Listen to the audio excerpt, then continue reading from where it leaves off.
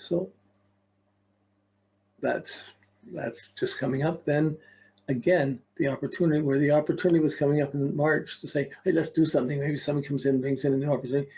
It's difficult for them. Then it comes back again in July around her birthday, and Jupiter's on her descent again, and she starts to see these opportunities more. And then Jupiter goes stationary, direct, comes back and hits it again in October. From July to October, Jupiter's on her descent. She's getting opportunities to do new things, to meet new people.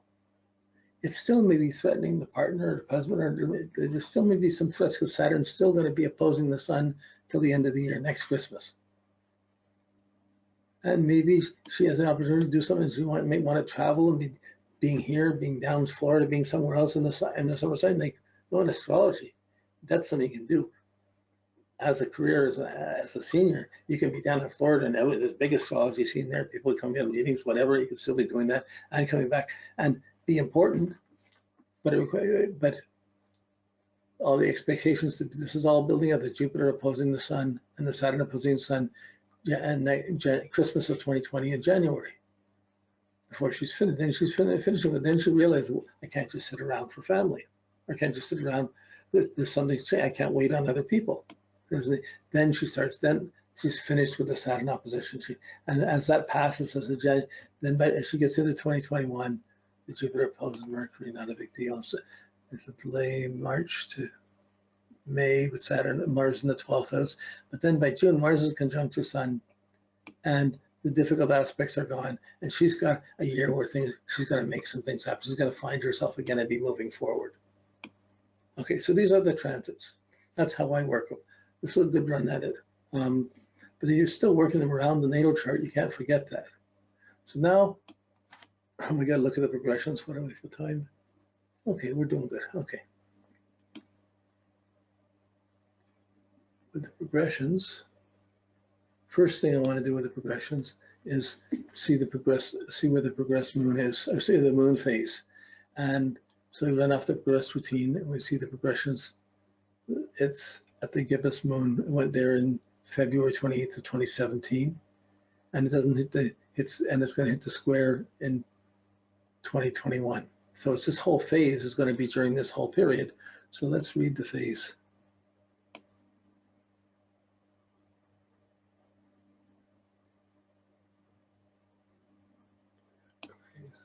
Here we go.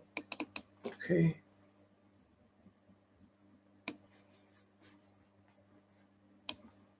Okay, we'll go down to over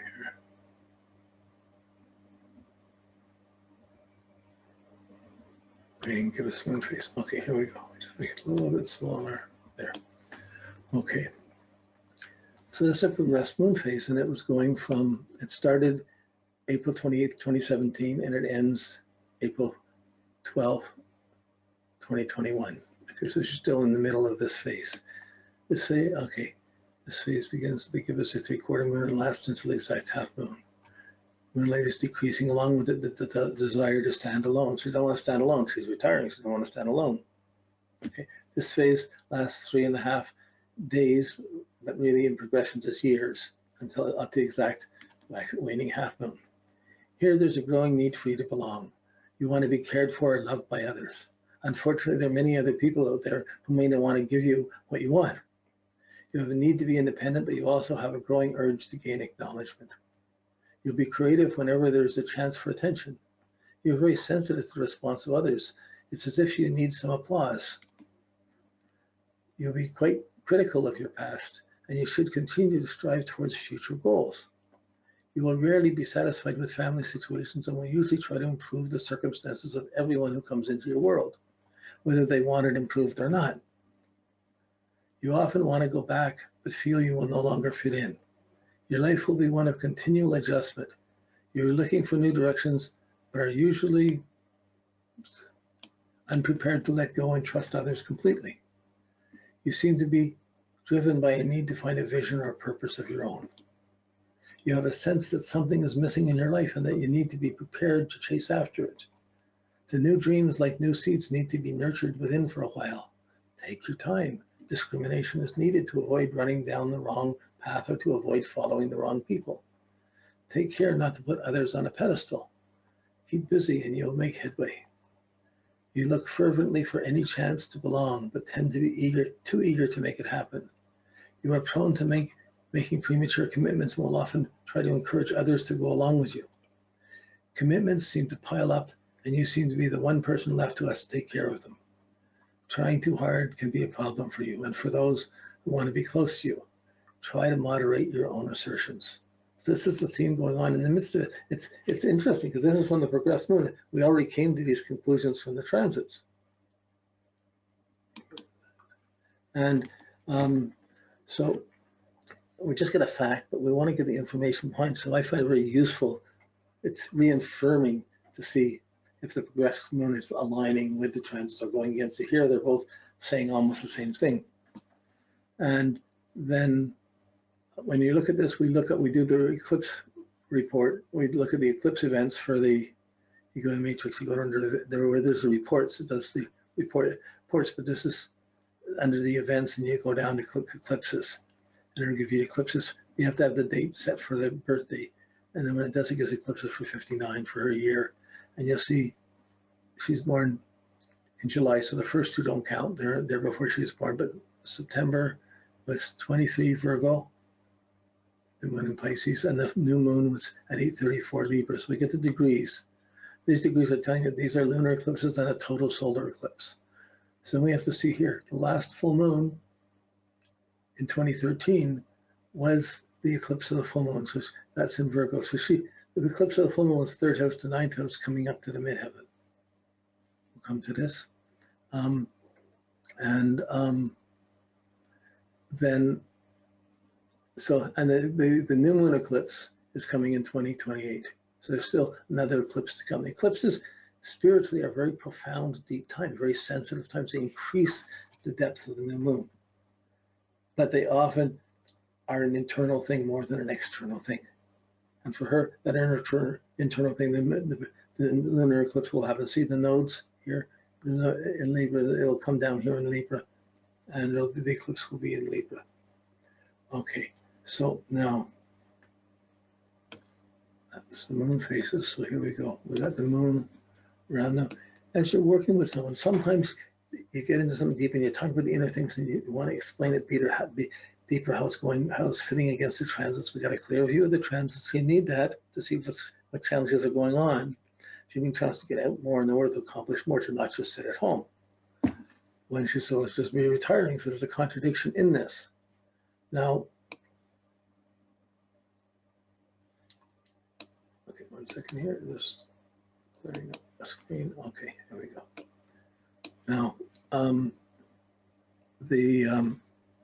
okay, so here's the chart with the progressed moon, the 3 cycles of 30 years each, you know, and it starts with the sun here over in Leo. In this case, it has the chart, so it has the ascendant on the left here.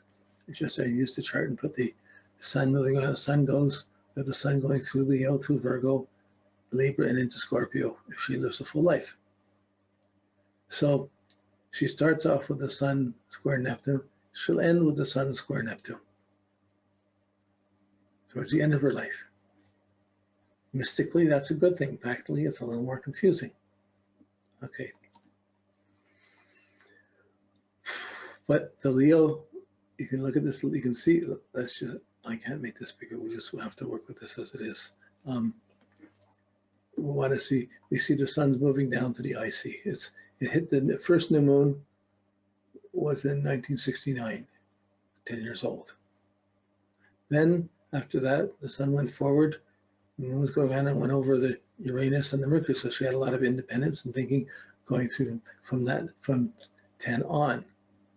Then her full moon came in 1983.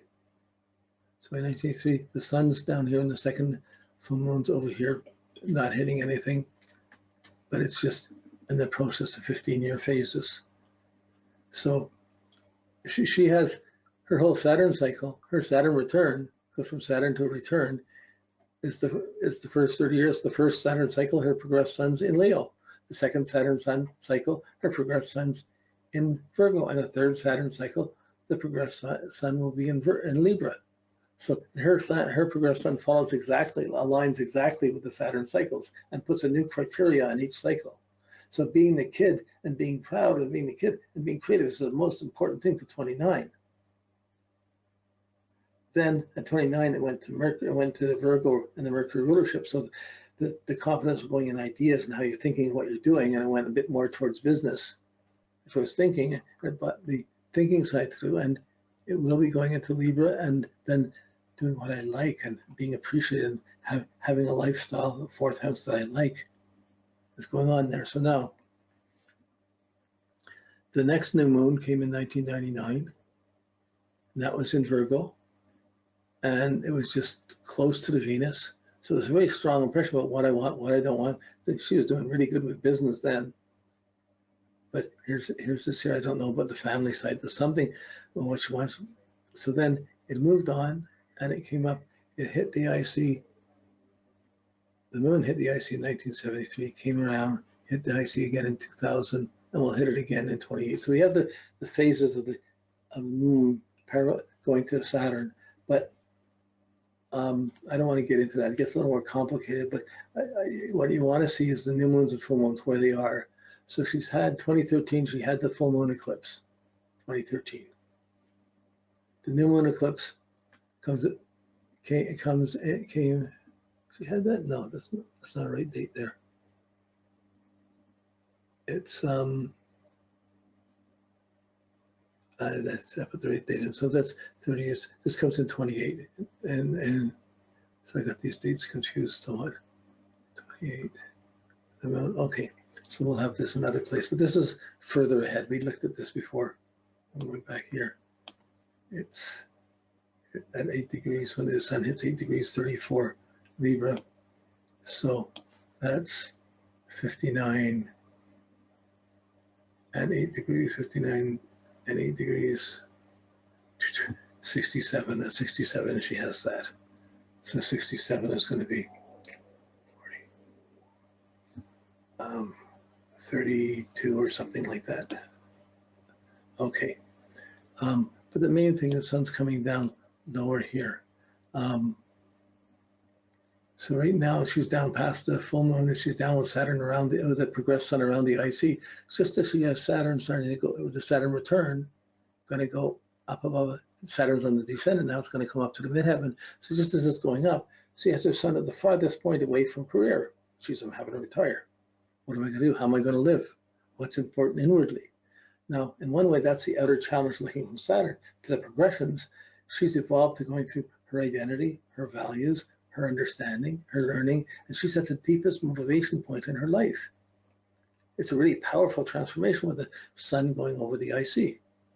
That's huge. It's the one angle that it crosses in her life. Her whole life has been about coming to this point of personal motivation. So it's a profound thing going on. So we know that's there, and we're going to look at the dates more exactly with this, but we can see the sun's down low here, opposing the midheaven. It's more about what's important is how I'm living, how am I going to live, what am I living for, what am I motivated by. And